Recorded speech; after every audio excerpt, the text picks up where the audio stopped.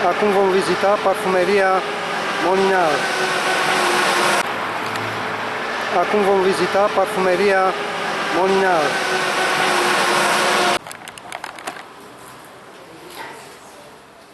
Bună ziua! Astăzi vom vizita parfumeria Molinar, o parfumerie cu tradiție aici în Graz și în Franța. În câteva momente vom face un tur al fabricii și al magazinului Molinar. Vă mulțumesc de tot!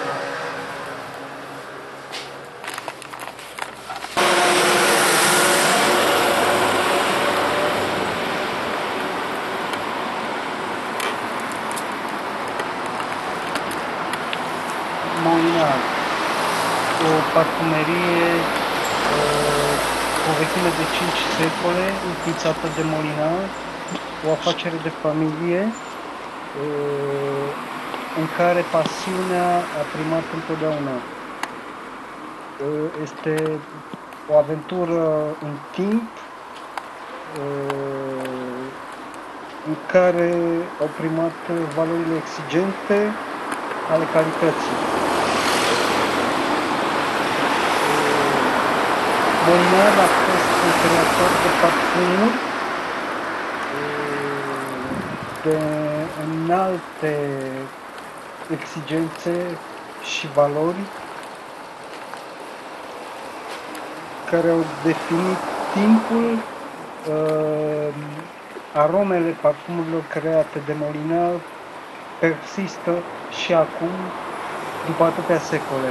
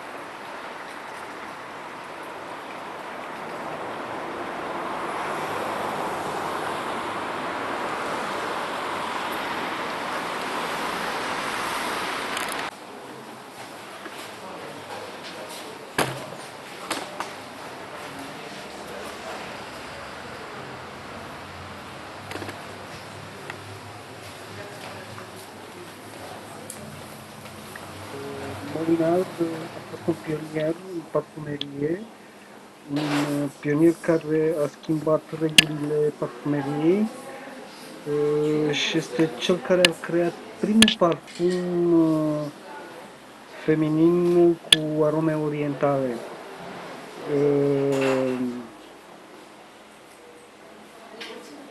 În 1921 creează Habanita, parfumul solid cu arome orientale, cu miros de vanilie, patașuli și urme de portocal. În 1925 Casa Molinar creează parfumul Concreta, primul parfum solid cu o bază de vegetale și de flori care impune o nouă gamă olfactivă în parfum.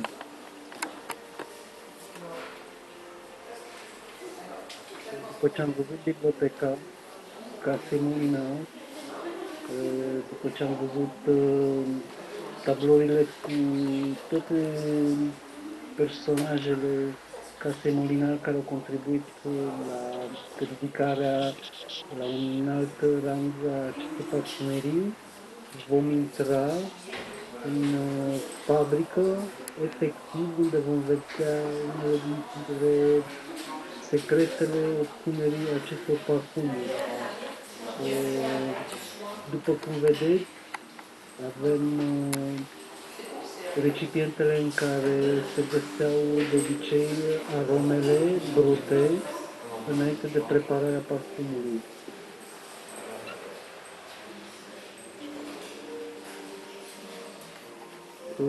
Acum vedem fructele și florile din care se obțineau parfumurile: portocale, vanilie, iasomie, șofran, mentă, patașuli și altele.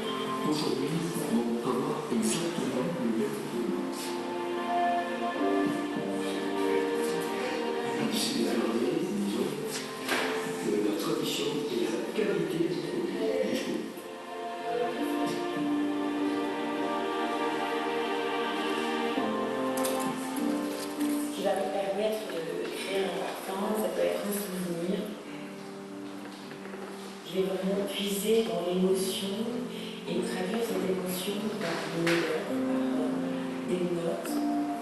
C'est un voyage, une alchimie, c'est justement même... Flacoanele parfumurilor Molinar erau creația unor designeri legendari care au fost Remy Lalique sau Baccarat.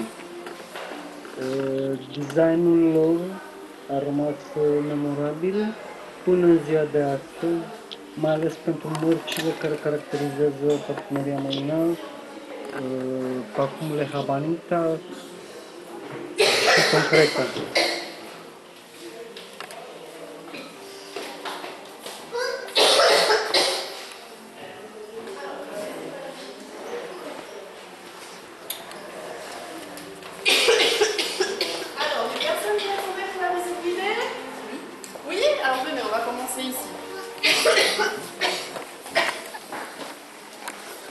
Venez, approchez-vous, je vois, dites-le, je sais que c'est intimidant les gros groupes, on n'aime jamais, mais c'est pareil pour moi, n'hésitez pas. Donc bienvenue, bonjour à toutes et à tous, bienvenue chez Molinar. Moi je m'appelle Julie et donc je vais être votre guide cet après-midi. Donc vous êtes chez Molinar, nous sommes la première parfumerie à avoir ouvert nos portes à Grasse en 1849. Depuis, on est resté une maison familiale et traditionnelle et on en est aujourd'hui à la 5e génération de parfumeurs. Donc avec la tête de la parfumerie, Madame Célia Leroux-Ménard. C'est elle qui s'occupe de toutes les créations depuis 2012. On est donc resté une famille, une maison traditionnelle. Notre savoir-faire se transmet de génération en génération. Et donc, on a obtenu un label qui reconnaît cela. Donc, c'est l'entreprise du patrimoine vivant. Nous sommes la seule maison de parfumerie à Grasse à avoir obtenu ce label, et sur la France, nous sommes que 3 maisons de parfumerie à avoir le label. Guerlain et Caron sont les 2 autres maisons de parfumerie. Je ne sais pas si vous êtes approchés des portraits, si vous avez le temps. On me dit souvent, je ne vois pas écrit le nom de Molinard. Effectivement, en fait, monsieur Molinard était à l'origine, avait une échoppe dans le centre-ville de Grasse. Il vendait des eaux parfumées, des eaux florales, et donc il s'est associé avec son ami d'enfance, monsieur Albert Sinclair. Et c'est donc de monsieur Sinclair que découlent les 5 générations. Voilà. Oui. Si vous avez des questions, n'hésitez pas. Alors vous êtes à Grasse, on vous appelle la mondiale... C'est la fin de la journée, il fait chaud. Donc on est dans la capitale mondiale du parfum, c'est le nom qu'on nous donne. Est-ce que vous savez comment on est arrivé à la parfumerie à Grasse?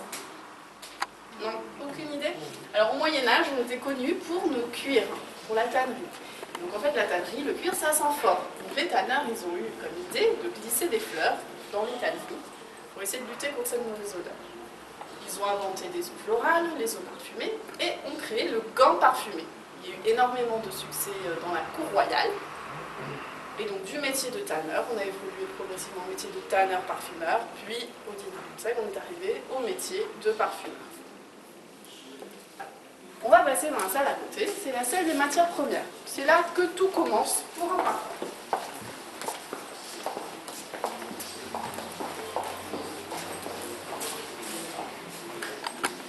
Donc la matière première, c'est vraiment la base, le départ d'un parfum.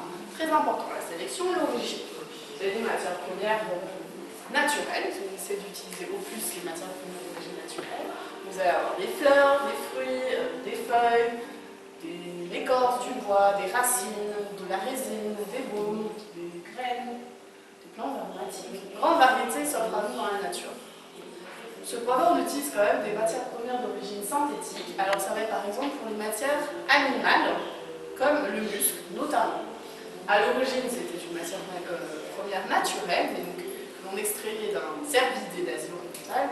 À la suite de la Convention de Washington que l'on a ratifiée, on utilise cette matière première sous sa version synthétique.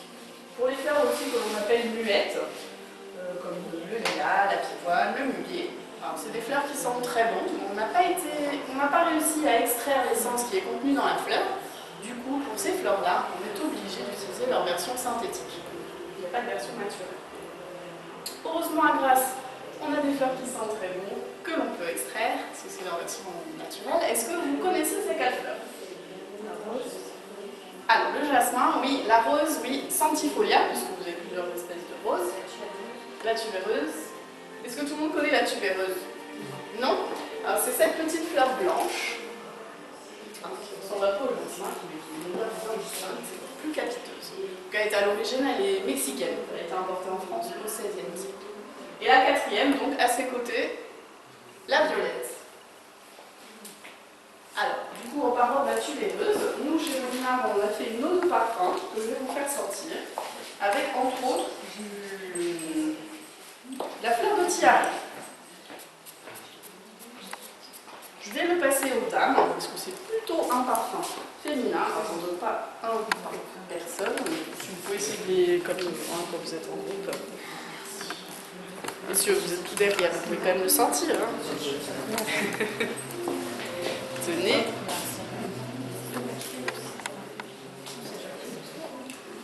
Très fleuri. Merci. Comment est-ce vous plaît cette eau de parfum? Ça va. Trop fleuri, trop fort? Trop fort, d'accord. Trop... C'est bon madame? Et qu'elle est assez forte. Heureusement, il y a des goûts, il y en a trop. Si je vous parle maintenant du vétiver, est-ce que ça vous parle? Oui. Est-ce que vous savez à quoi ça ressemble? Non. Alors, bien venir. En fait, c'est la racine d'une plante, d'une herbe haute qui pousse au Brésil ou à la Réunion, entre autres. Et donc, on utilise la racine de cette plante. C'est vraiment la racine que l'on va utiliser en parfum. C'est principalement utilisé dans les parfums masculins. On retrouve maintenant dans les parfums féminins, notamment dans les orientaux. Cette famille de parfums. chez Molinard, nous avons été les premiers à sortir un parfum féminin avec du vétiver, et c'est notre fameux Amanita. Je ne sais pas si vous avez le temps de le voir en boutique, mais voilà, ça a été le premier parfum oriental créé, donc avec le vétiver entre autres. Je dis entre autres parce que l'Amanita est composé de plus de 650 essences différentes. Donc voilà. Alors, on va passer maintenant dans le distilloir.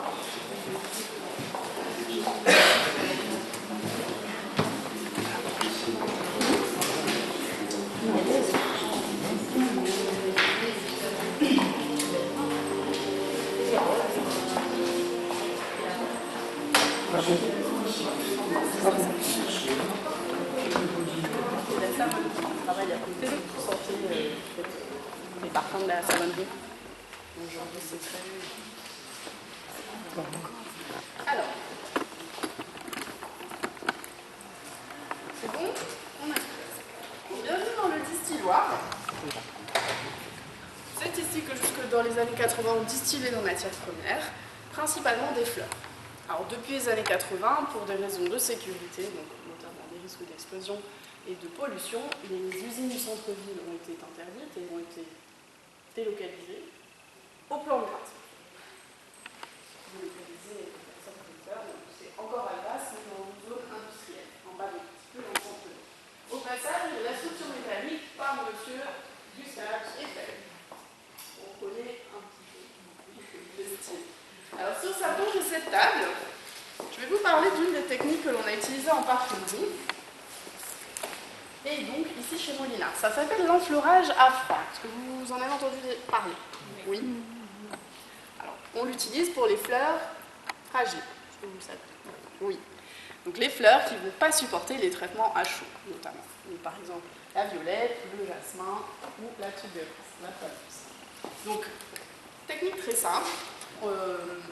Ça repose sur le pouvoir absorbant d'une graisse. Vous laissez le beurre ouvert dans le frigo toute la nuit, toute la journée, il va capter les odeurs qu'il y a dans le frigo. C'est le même principe. On recouvre une plaque en verre de graisse, donc à l'origine c'est de la graisse animale. Par la suite, on a utilisé de la graisse végétale puis de synthèse, pour les mêmes raisons que le musc. On dispose les fleurs. On attend un jour où la graisse se charge de la fleur. Au bout de ces 2 jours, on enlève les fleurs, on enlève les autres. On répète comme ça. C'est 2 à 4 semaines, selon la fleur. Jusqu'à ce que la graisse ait atteint sa saturation. On ne puisse plus capter les odeurs, les molécules odorantes. Au bout de ces 4 semaines, on récupère de la graisse parfumée, que l'on appelle concrète, et on va ensuite le traiter, le filtrer, le glacer avec de l'alcool pour en obtenir l'absolu. C'est l'absolu que l'on va utiliser dans la création des parfums, pour composer notre parfum. Depuis la fin des années 70, on n'utilise plus cette technique. Alors déjà, c'est très bon, c'était très bon d'attendre 4 semaines, et puis très coûteux. Vous imaginez beaucoup de manipulations et beaucoup de personnel. On a utilisé par la suite la méthode de l'extraction par solvant volatile. Donc en fait, on place les fleurs dans des paniers, on trempe les fleurs dans des solvants. Les solvants vont se charger de molécules odorantes à la manière de la façon de la graisse. Et donc on va traiter par d'autres procédés, mais pour obtenir au final la même chose, l'absolu. Tout va bien? Vous n'avez pas trop chaud? Moi, j'ai trop chaud. Sous cette verrière. Une autre technique que l'on a utilisée, que l'on utilise toujours, c'est la distillation par vapeur d'eau. C'est une technique qu'on utilise pour toutes les matières premières, pas uniquement les fleurs fragiles. Les fleurs fragiles, on ne peut pas utiliser la distillation, ça va les abîmer. On remplit aux 3 quarts notre alambic, on injecte de la vapeur de par des petites tuyaux, donc chauffée à 120 degrés. En rentrant en contact avec notre matière première, on va faire exploser les molécules odorantes, on va libérer l'essence contenue dans la fleur, vont se faire entraîner par la vapeur d'eau dans le col de cygne, à travers le col de cygne, et redescendre par un serpentin réfrigéré. En rentrant en contact avec cette paroi froide, la vapeur va se condenser et donc va retourner dans son état liquide.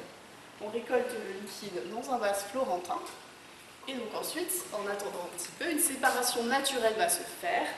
Vous allez avoir donc, par différence de densité, des corps aqueux contenus dans la fleur en bas plus lourd, et l'huile essentielle qui va être en haut, qui va former une couche en haut du mélange.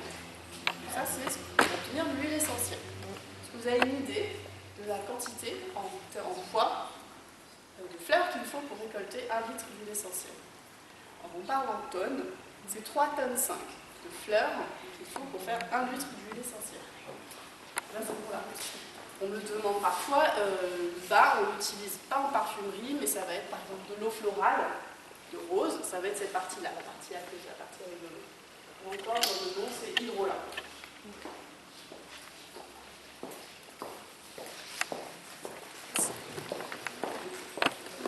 Alors, on va passer ici dans la savonnerie artisanale, et c'est la seule partie de la Bastide qui est encore en production.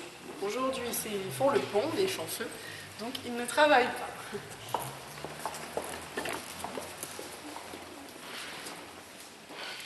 Donc tous les savons que vous allez avoir en boutique, on les fabrique ici. De façon artisanale, dans la machine qui se trouve derrière nous. Actuellement, tout se fait de la main d'un seul homme par une seule machine, celle-ci. On part d'une base de savon, de soude et huile végétale. On a le colorant, donc c'est des colorants alimentaires que l'on utilise, et le parfum.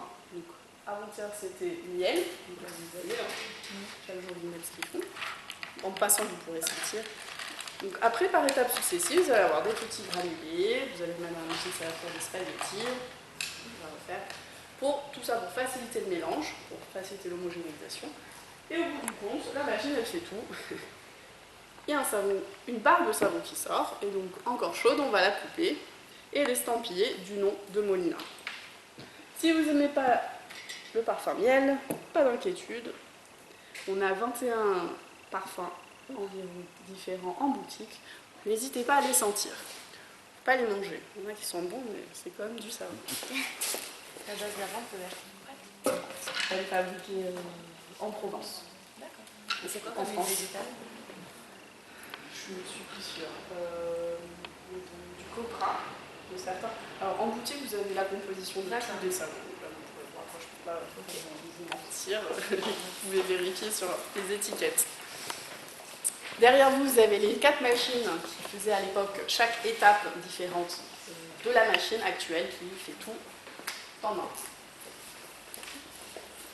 À mes côtés, je vous présente 2 cosmétiques qui sont emblématiques de chez Molina et en utilisation depuis 1930.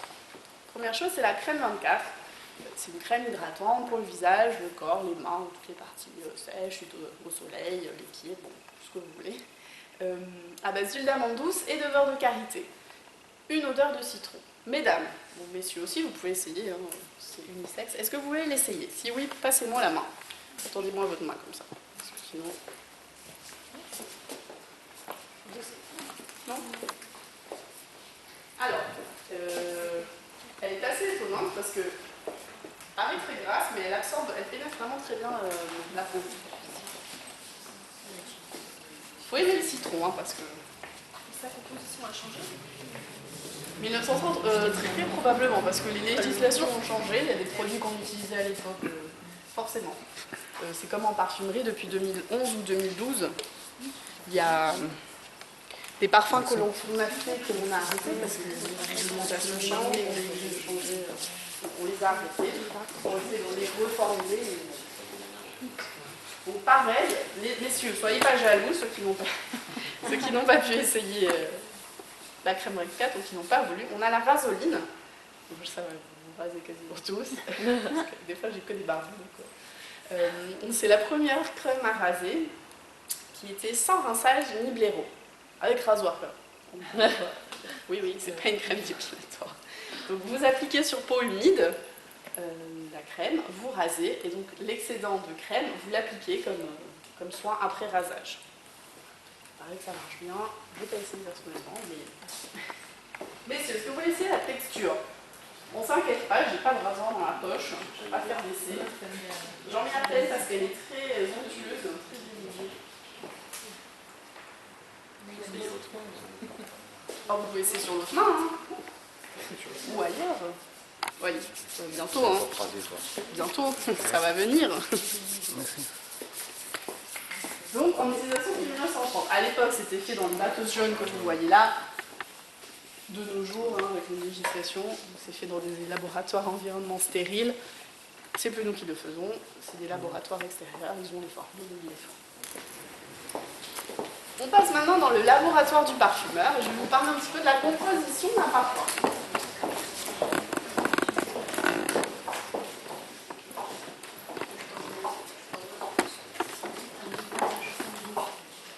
Alors oui, vous pouvez sentir, pour maintenir appuyé, vous avez personne qui appuie juste et...